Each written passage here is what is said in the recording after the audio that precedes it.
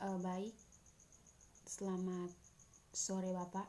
Saya atas nama Zerli Donu Isang dengan NIM 2003 030 116. Jurusan Sosiologi kelas C semester 2.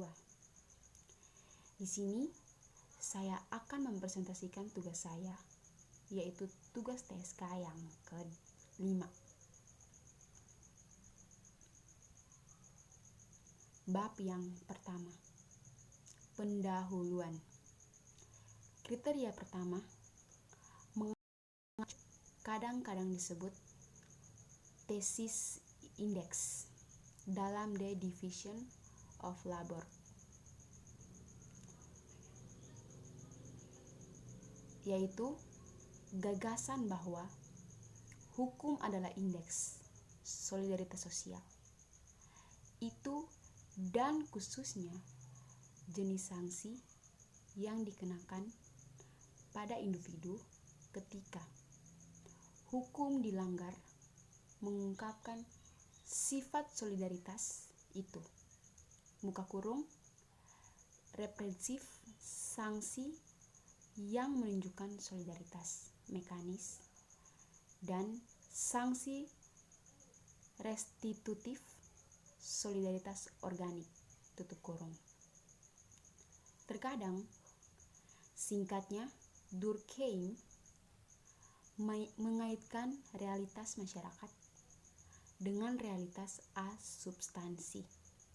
Sementara di lain waktu dia mengambil sikap yang kuat terhadap ini, sangat melihat ini membawa ke pertimbangan bab kedua dari De Rules.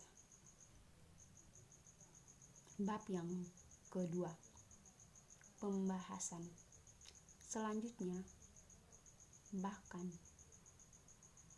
jika telah berperan dalam memproduksinya, kami hampir tidak dapat melihat,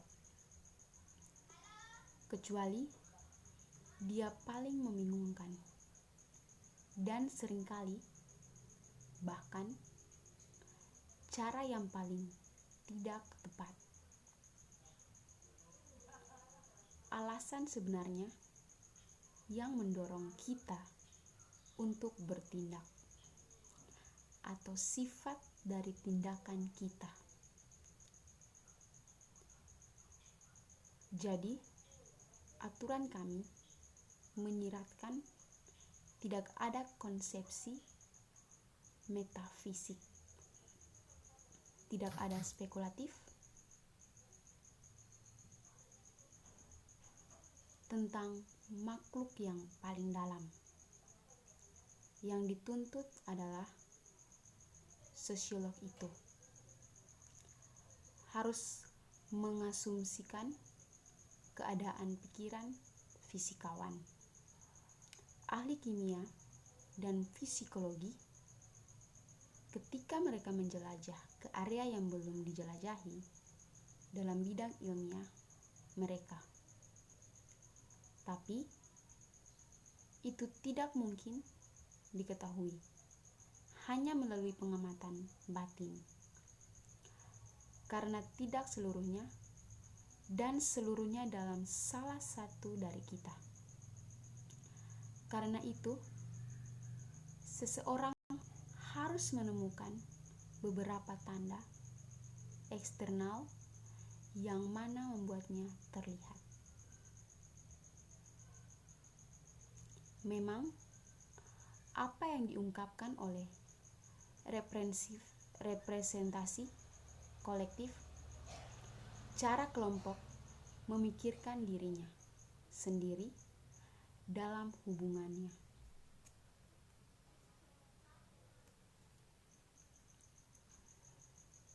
dengan benda yang mempengaruhinya.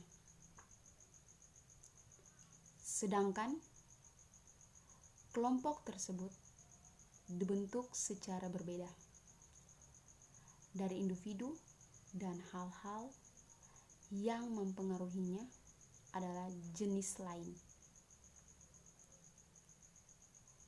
representasi yang tidak mengungkapkan subjek yang sama maupun yang sama benda tidak dapat bergantung pada penyebab yang sama. Untuk memahami cara masyarakat membayangkan dirinya dan dunia yang mengelilinginya. Itu adalah sifat masyarakat dan bukan sifat individu yang harus dipertimbangkan. Mengungkapkan realitas yang berbeda dari realitas individu, namun mungkin saja cara yang dilakukan keduanya menarik atau menolak, bergabung bersama atau terpisah, tidak tergantung pada konten mereka dan hanya berkaitan dengan kualitas umum mereka sebagai representasi.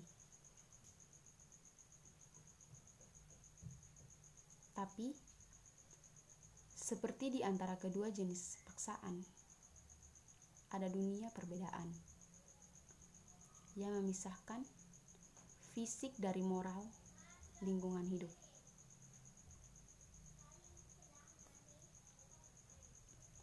Tekanan yang diberikan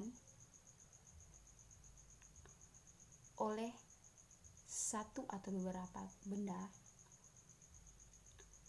pada tubuh lainnya, tubuh atau bahkan kehendak lain tidak boleh bingung dengan apa yang kesadaran kelompok melatih, kesadaran anggotanya. Secara eksklusif, khusus untuk kendala sosial adalah bahwa ia tidak berasal dari pantang menyerah pola molekul tertentu,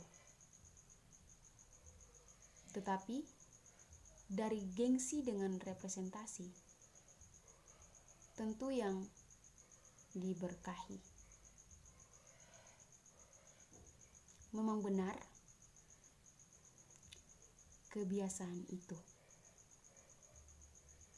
Mereka mendominasi kita dan memaksakan kepercayaan dan praktik. Tapi mereka mendominasi kita dari dalam,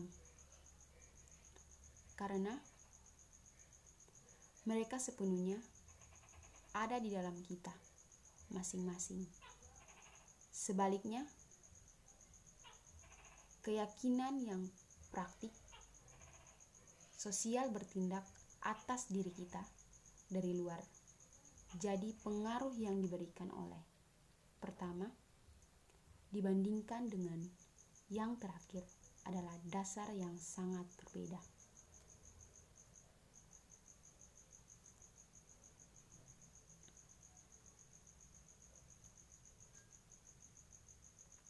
Bab yang ketiga, kesimpulan. Akhirnya, sejauh mungkin untuk memperjelas konsep yang paling bawah, tetap sangat ambigu. Tampaknya, dengan bentuk sosial, harus hanya dipahami jenis hubungan yang paling umum dari semua jenis yang didirikan dalam masyarakat. Dalam hal-hal tertentu, mereka dapat dibandingkan cetakan yang hubungannya sangat spesifik, memproduksi bentuk dan akibat seringkali merupakan konten. Dengan cara ini, ekspresi digunakan akan bisa dijelaskan. Sekian dari saya. Terima kasih.